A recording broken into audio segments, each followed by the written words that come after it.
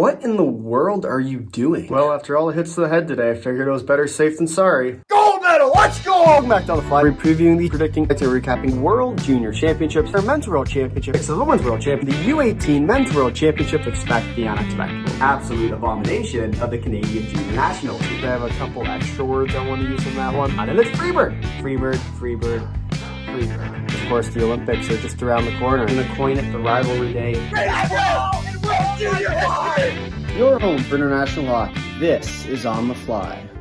Hello everyone, welcome back to On the Fly. Today we're recapping day 2 of the World Junior Championships happening in Minneapolis and St. Paul, Minnesota. So we'll hop into it today, starting with the scores from today's games, starting with a 4-1 victory for Slovakia over Germany. Now, this was a game I think we can kind of break down into 3 periods. The first period, very much dominated by the Slovaks, and one that I'd say was kind of expected with respect to the score. You know, they hop out to an early lead, and then from there, you know, they kind of let it up a little bit, and all of a sudden the Germans start to come back, similar to what they did against the U.S., where they start to trail a little bit. They kind of battle their way back. But I think one of the really interesting parts about this game was, you know, the first period dominated by the Slovaks, the second period kind of a mix between the two teams, the Germans trying desperately to come back into the game. And then the third period, I think, for me at least, was the most surprising, was that Germany was able to come back and in many ways kind of dominate the pace of play in the third, and I wasn't really expecting that to happen.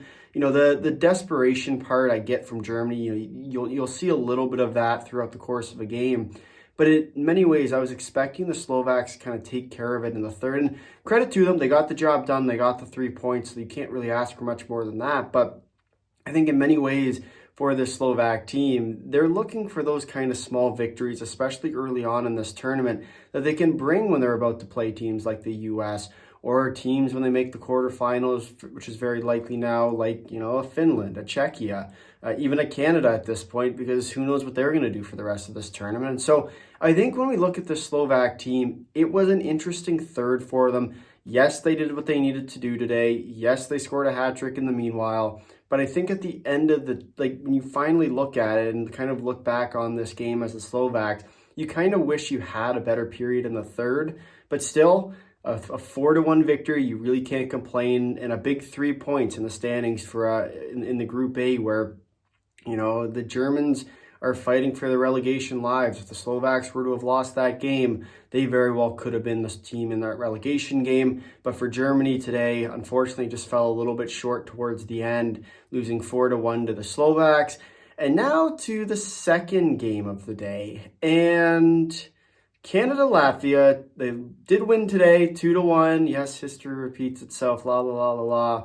And this time they pulled through in overtime, but yet another game where Canada starts to let the game slip away. And I felt like I was back at the Canadian Tire Center, which we were back in 2025, or I guess 2024 at that point.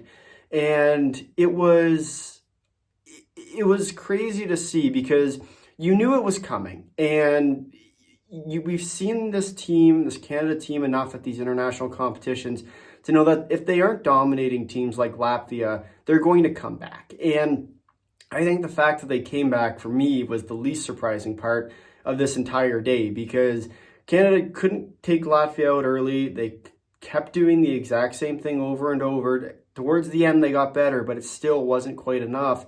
And so sure enough, they get the 5-minute check to the head, and that's going to be a common theme today off the intro. And so they get the 5-minute, and they score on the 5-minute power play. So there's their first goal, and all of a sudden you're looking for the second one. And then the power play stops working. And then the Latvians play their defensive trap style and really suffocate the Canadians. And the Canadians keep trying to do point shots that keep getting blocked. And it just becomes this recurring problem where if you don't try and change things, and I mean, their top 3 lines didn't really change anything. Their fourth line, or I guess their third line, depending on how you really look at it, with the O'Reilly line, was the only line, in my eyes, that actually changed anything up today. And I think you look at the way that the Canadians need to play and the Canadian style, sometimes you have to get away from that, especially when you're playing a team like Latvia, where their entire system is designed to beat you. And they're they're going to struggle against weaker teams at this tournament because that's not who Latvia are. Their team is designed around a defensive concept that is to beat the powerhouse teams like Canada, like Sweden, like the US.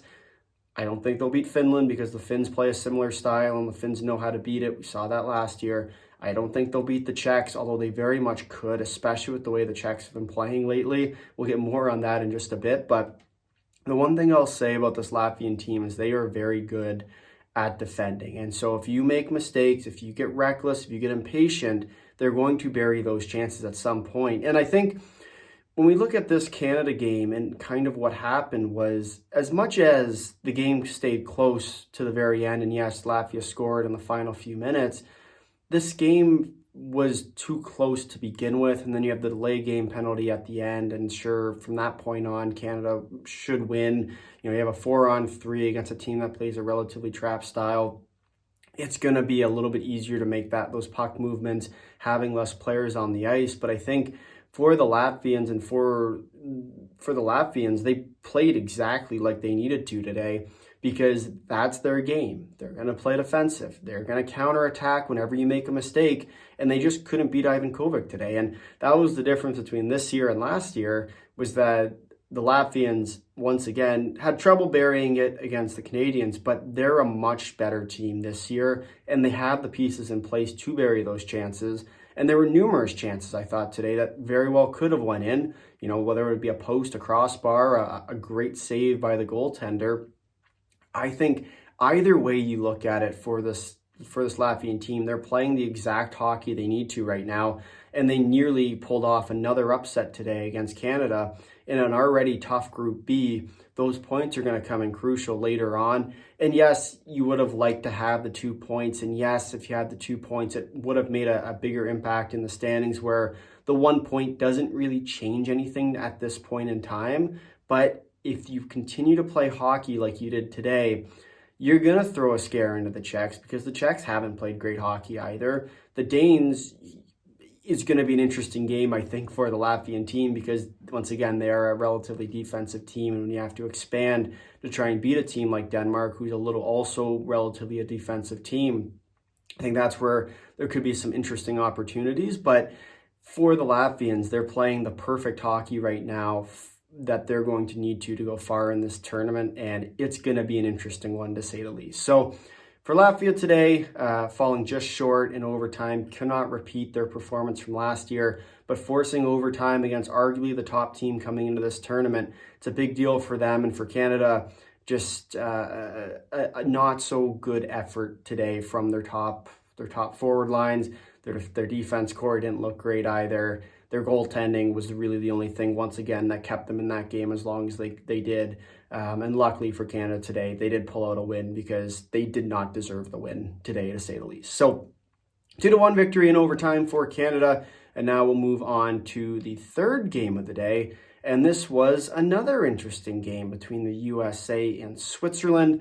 The US did take this one 2-1 as your final. And I think when we look at this game, it was kind of an interesting one where the U.S., obviously you lose Cole Hudson relatively early into the game, a little bit in the sort of the middle side, I guess. But that's a big loss to have on your team, and it rattles the team, especially for those who don't know, he was hit in the back of the head with a puck, went down, had to be stretchered off. Fortunately, he is out of the hospital now, and so obviously we hope he is okay. But for the U.S. team having to play after that, it is a little bit rattling to see a teammate like that go down. And we saw that carry through this game. And for the Swiss, they played a near perfect game. And unfortunately, they just couldn't find that last goal, whether it be a crossbar in the final 53 seconds. They came this close today to upsetting this U.S. team. And unfortunately for them, they just couldn't get it past the goaltender. And they had their looks. The U.S. had theirs, but, both goalies played a really good game today. It came down to a few minor mistakes, and you kind of look back to that Zellers goal, which low-angle shot beats the goaltender up high, one that I'm sure Kirsch would have wanted back. But I think you look at the way these two teams play against each other, and it is a relatively interesting matchup, because the Swiss are a relatively offensive team. The U.S. like to play on the rush. They like to play fast. They like to set up in the offensive zone. So you have a little bit of that dynamic of they're going to go back and forth. They're playing similar styles. It's just a matter of which team can find those opportunities and capitalize on them. And I think the U.S. today had their looks, didn't quite capitalize on them. And the Swiss had many looks as well, just couldn't quite capitalize on them. And so that's what it became, was both these teams were playing exceptional hockey. I think the U.S. would have liked to have a little bit of that more firepower side and like to control the pace of play a little bit more, which would have been them kind of considered at their peak. But at the end of the day, you have to win hockey games regardless of who you have, who's going hot and who's going cold. And credit to the U.S. today for pulling out a big win after losing a very important player on their roster. So for this U.S. team today, a 2-1 victory over the Swiss, a big 3 points in the standings for the Swiss, oh so close. And they'll look as they move on in this tournament to continue to carry that momentum. And once again, try and avoid relegation, because they are still facing relegation at this tournament. A close game doesn't mean anything in the standings unless you get points out of it. And unfortunately for the Swiss today, it still counts as a 0 in the system. So that's the third game of the day. Then we'll move to the last game of the day, which was a 7-2 victory for the Czechs over Denmark. And this was another interesting game where we had numerous hits to the head. One got called as a major, one got downgraded, one got wiped off the board. It was just a weird day for headshots, hits to the head. Because obviously we had 3 games which had some sort of contact with the head. You know, the U.S. one with the shot to the back of the head, the Canada one with the actual one that got called, the one that didn't get called, and there was another one that didn't get called. For both ones that didn't get called were for Latvia, and that was one that, once again, there was a call that very much should have been called, one that maybe should have been called, and then unfortunately for Latvia, they didn't get those calls. And like I said, they should have won that game, but you carry into this game between Czechia and Denmark, and it was, once again, hit to the head central, where you get 1 5-minute major, the rest of them weren't really called. And so then it becomes an interesting kind of game of what's going to be called, what's not going to get called. And fortunately for the Czechs, they found their way through this game, because early on, it didn't look great for them, and the Danes were playing exceptionally well. The Czechs didn't really look like they knew what they were doing out there. And so what I'll say is, yes, the final score was 7-2, but you watch that game and you think about what it should have been and what it could have been.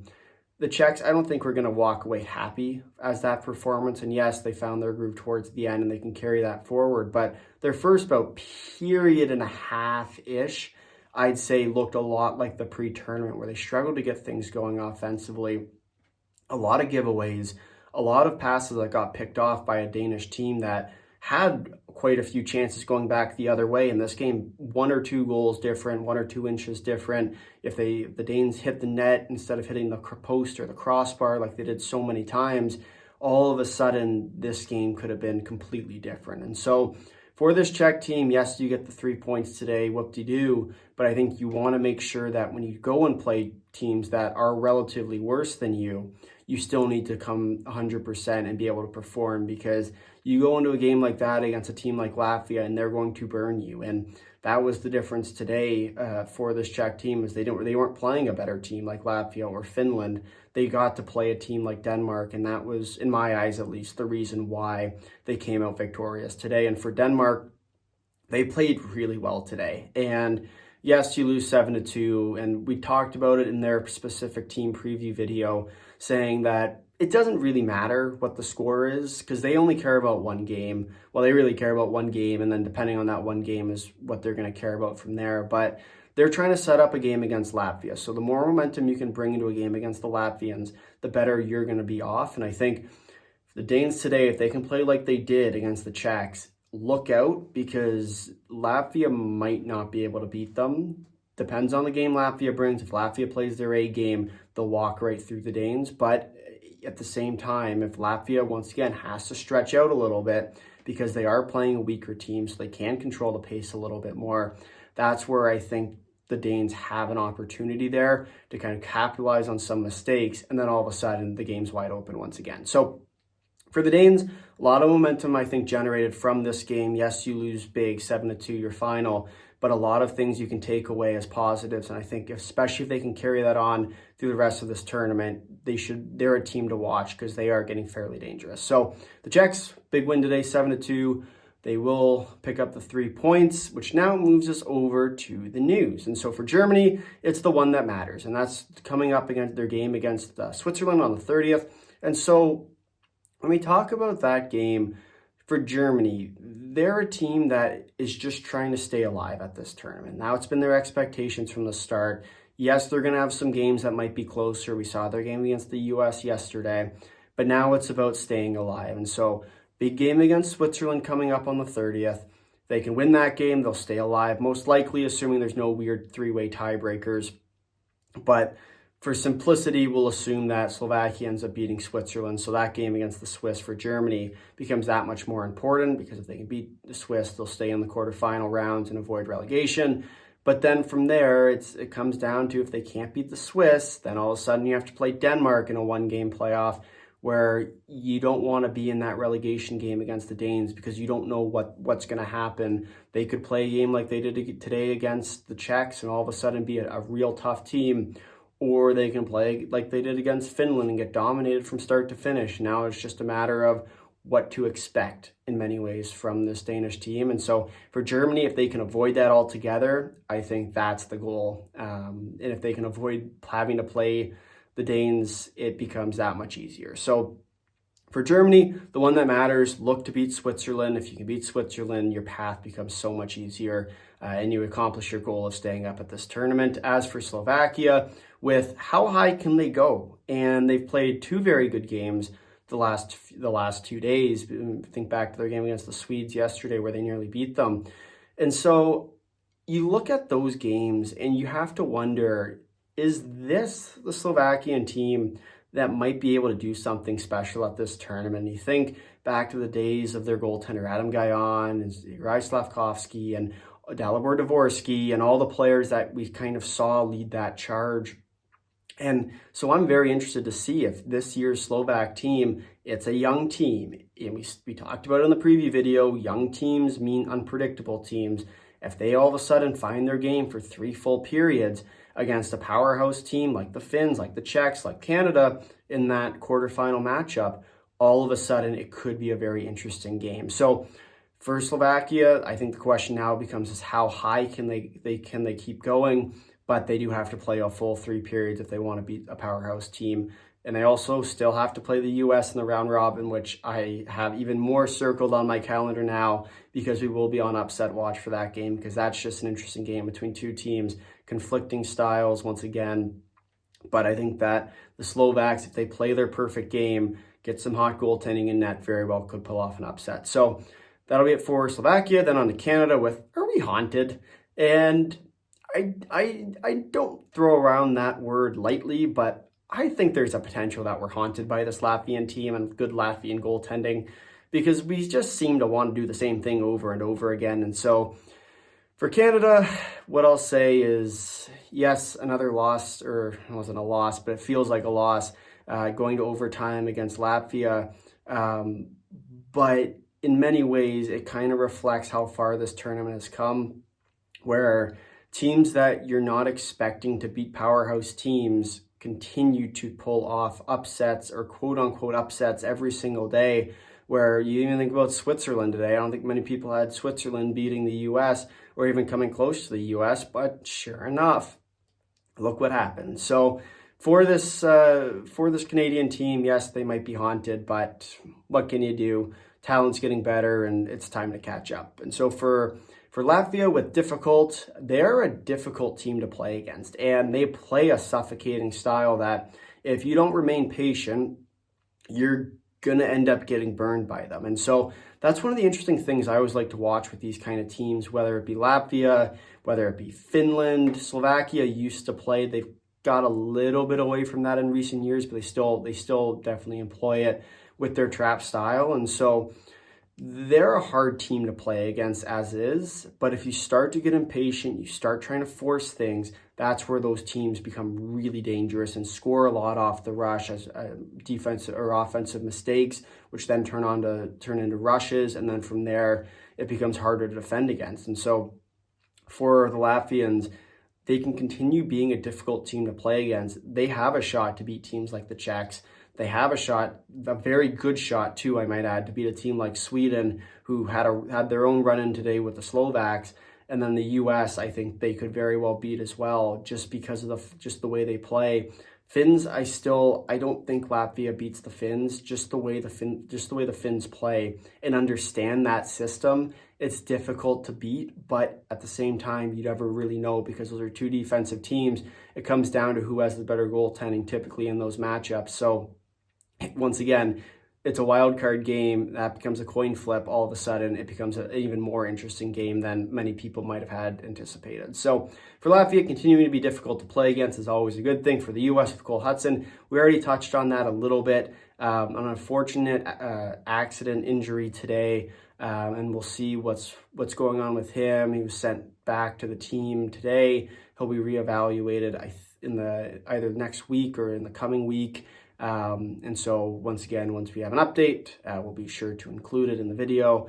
But obviously a scary incident today, being hit in the back of the head with a puck from the point, never a good sign. And so obviously we do hope that he is okay. We'll move it along here now to Switzerland, who is closer. And this Swiss team is an interesting one where you don't really know what to expect with these guys, because like the Slovaks, a younger team who have some pieces to be really good, but it's just a matter if they can really pull that off. And so for the Swiss, they can continue to play like they did today.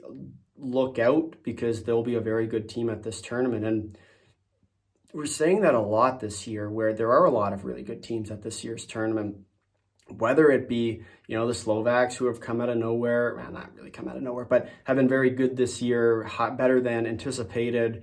Latvia, obviously, who took Canada overtime today, and then the Swiss, who I think in many ways surprised some people today as well. And so I think with the Swiss, they can keep building on that. That talent gap is getting smaller, especially as these years go on. So it's only a matter of time before they pull off an upset, whether it be in the round robin against a potential matchup with the Swedes, if we're talking in the future, or it happens to be in the quarterfinals, or it happens, once again, they could very well end up in the relegation game if they lose to the Germans. So it just becomes an interesting battle of what to expect from some of these teams. And so for Switzerland, they can keep building on that, keep getting closer to some of the better teams. All of a sudden, that gap goes away, and they have a shot at beating teams in the quarterfinals and knocking Germany to the relegation game, avoiding it, quarterfinals.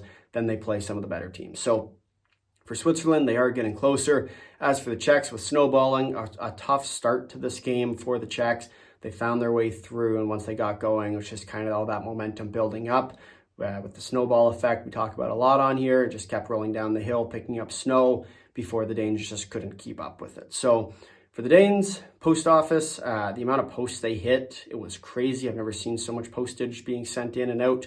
But unfortunately, couldn't quite find that goal that turned the tide of the game. They end up losing today 7-2. But now we'll move over to the standings. And so in Group A, we see the U.S. in first place with 6 points, Sweden in second with 3, Slovakia in third place with 3 points, Switzerland in fourth with 1 regulation loss, and Germany in last place in Group A in the relegation spot with 2 regulation losses. Then to Group B, we will go with Canada in first place with 1 regulation win, 1 overtime win for 5 points, Finland in second place with 3 points, Czechia in third place also with 3 points, with a regulation loss extra, Latvia in fourth place with 1 point with the overtime loss, and then Denmark in last place in Group B, the relegation spot with 2 regulation losses.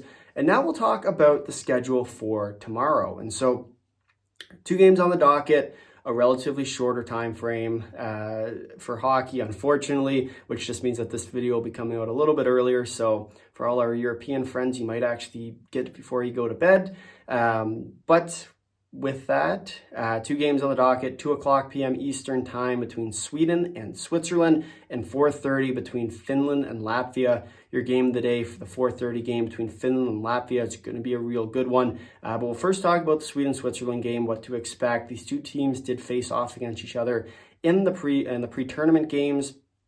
Sweden took it fairly handedly, but they did make a lot of mistakes, and we saw the Swiss capitalize on those mistakes, like we saw today against the U.S. And I think you're kind of looking off a back-to-back game.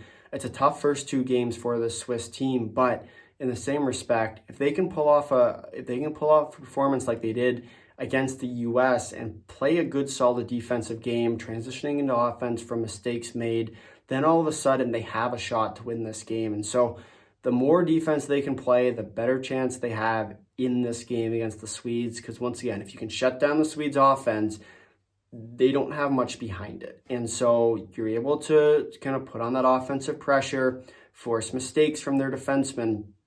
It's a lot easier to score goals. And so for Switzerland, we'll see if they can do that. I don't expect this game to be that close. I think they'll make it relatively close, but I think in the end, you can expect the Swedes to pull away with a bit of a margin, taking this game fairly confidently. And then your second game of the day, 2 defensive teams, Finland and Latvia, 2 teams that I think have a pretty good shot to be a game of the day, because you don't really know what to expect out of Latvia when they play the Finns, because the Finns understand the system that the Latvians play, because the Latvian system is based on the Finnish system. And so if the Finns are able to kind of work through that defensive structure, if they're able to create those chances, they're able to sneak guys into the middle, and they're able to play perimeter work, keep those Latvian defenders moving around, creating opportunities, then all of a sudden that's where the Latvians are going to struggle. But if the Latvians can play a good solid structure, keep the Finns out from the middle, continue to kind of work the perimeter and capitalize on any mistakes, that's where this game could get fairly interesting. So that's going to be my game of the day tomorrow, 4:30 p.m. between Latvia and Finland. The other game at 2 o'clock between Sweden and Switzerland. But that will do it for our scheduled content. We'll now move on into viewer questions. We do put out a poll on our Twitter X page, on the fly 1515, asking for your questions and thoughts on the day. We have 3 questions today, starting with one from Nick, the IIHF fan, who says, the win over Czechia was demon exercised. I'll call this demon sent away for now. Canada looked better after Latvia got 5 of the first 6 shots, outshot Latvia 37-22 after that point, and they won the game, which is what matters most. But scoring 0 goals, 5-on-5, and letting in the late tying goal like last year doesn't bode well. Definitely need to get things going together and fast versus Denmark. As for the major head hit call, to me it felt like a call that they'd be stricter about here than they would about the men's Worlds if a play like that were to happen there. And so we look at this Latvian game, and yes, it wasn't the most friendly of Latvian games, and Latvia just plays Canada hard because they're designed to play hard against Canada, and that's part of the joy of that team. But what I will say is you start cold, and they did not start well. The Latvians dominated the pace of play for the first, I think it was 8 minutes, before Canada actually had a dominant shift out there. And so you allow teams like Latvia to build that confidence. And so for Canada, you need to take away that confidence early, because the Latvian system, the way they play, is designed that the more confidence they can get, the better defensive play they can do, then the more chances they can generate going the other way. And that becomes a problem for teams like Canada, who they get frustrated, they get bogged down in their own end, they get bogged down in the offensive end, not being able to make those pretty passes. All of a sudden it becomes a struggle for them. And so whether it be 5-on-5, yes, the power play worked today a little bit. There's some more question marks around the power play, but they scored their 2 goals on the power play. All of a sudden, it just becomes that much more of a question mark when you're playing a tough defensive team. So for Latvia, played really well. For Canada, a tough one. As for the head-hit call, I don't know, because to be honest, those men's Worlds, whether it be the men's Worlds, whether it be the Olympics, they all kind of work the same, where if you hit someone to the head, they're going to call it, especially at the IIHF level. So you have to be very careful. I thought it was a weak call, but the IIHF rulebook tends to agree that that is the right call for it. So it's an unfortunate play. I don't agree with it personally. I don't think it should have been called, but with the IIHF rulebook, I think it does have to be called. I do also agree that the other 2 that followed should have probably also been called. They weren't.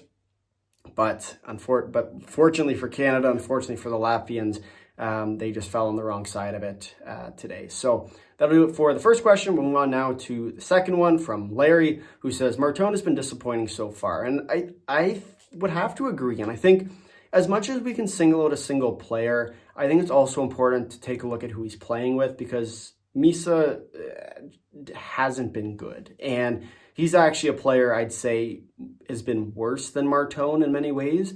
And you're expecting a lot, and yes, I know he's hurt as well, but he hasn't looked that great. Hasn't been that kind of NHL lead that you're expecting from a player like him. And so you need your star players to be star players, especially in tough games like the Latvians, where they're going to bog you down. They're going to make it a difficult game to play against. And you think back to a few years ago with that Connor Bedard year in 2023, and he was the sole reason why Canada made it as far as they did. It wasn't really the sole reason, but he was a big reason why Canada made it as far as they did. And I think that role kind of falls to McKenna a little bit this year. But I think you also need to apply that to the rest of the guys who are kind of those star players, if you will, with, whether it be on the defensive side like Perek and Brunek. It's a little bit more difficult as defensemen to kind of get involved in that offensive side, although Perek has done a very good job at doing so. I think Misa is the player who I'm looking at that needs to kind of have that kick into gear, because if you can get that kick, all of a sudden it becomes a much easier game for Canada. But the longer that game goes on, and you don't score those goals and your top players aren't being those top players, it just becomes a little bit tougher for that Canadian team to do well. So as much as we can kind of point fingers at individuals on the team, it's a collective performance in many ways. But I think you have to also look at players on the same line, because frankly, it hasn't been that good. And Iginla, I think, is the third on that line. He's been okay. I wouldn't say he was, at least today, he wasn't excellent. But you also have to kind of look at who he's playing with. That ends up being the reason why a player might not be performing to his best, although Martone did score the goal yesterday, so I guess he's somewhat off the hook for that. Now move to the third comment question of today, one from Lacey Rollins TX, who says, Verhoff has to be in the lineup. This defense looks a lot worse than it should. And I would be inclined to agree. I think he has to, the biggest problem, and what I'd say is you have to understand who they're playing more than anything else. And I think that's really important. That's a really important factor as to who should be playing games. And when you play against the Latvians, their system is designed so that they're going to play physical, they're going to get to the dirty areas, and they're going to try and score some greasy type goals. And so you think about what kind of players you need for that. You need a physical defender, you need a big defender to push out some relatively large size, bigger size players. And that's where I thought Verhoff would have been an easy lock-in for the lineup today. He wasn't. It was okay. I mean, I didn't like the play of Reed today. Danford is another guy I haven't really enjoyed the way he's been playing, but I think you also have to understand that there's a system in place for this Canadian team. They have a different coach now that has a philosophy of coaching. And so whether it be now that Verhoff slots in, obviously they have an easier game coming up against the Danes coming up in 2 days' time on the 29th. Maybe that's where you put him in to kind of get those reps early in the tournament. Then you let him play in the big game against the Finns. I don't know, because part of it comes with trust. It's hard to say how much trust he's garnered throughout the pre-tournament, how much trust he's garnered through camp, through the first couple games of the round robin where he's been sitting. And so I'm curious to see whether or not they decide that, hey, this is going to be the time that they're going to slot him in. So for Canada and for Verhoff, I think it's about time they put him in. It's just a matter of finding that right matchup. And so the one player I thought at the start of this year, coming into that pre-tournament, I thought Ethan McKenzie would be that guy that might get slotted out for Verhoff. All of a sudden, at least in my eyes, he's nearly the best defender they've had so far, with the exception of maybe Perek, who's been playing pretty fancy on his own, and Brunek, who kind of got lit up a little bit in their game against the Latvians, but played really well against the Czechs. So I think it's just about finding the right game, right opportunity for his kind of skill set. He's a bigger defender, and then it's just finding the right opportunity for him to play in. So that's really it for this one. If you made it this far in the video, thank you for watching. Please drop a like. If you like, consider subscribing. Tell all your friends and leave a comment down below your thoughts on day 2 of the World Junior Championship. Until next time, see you.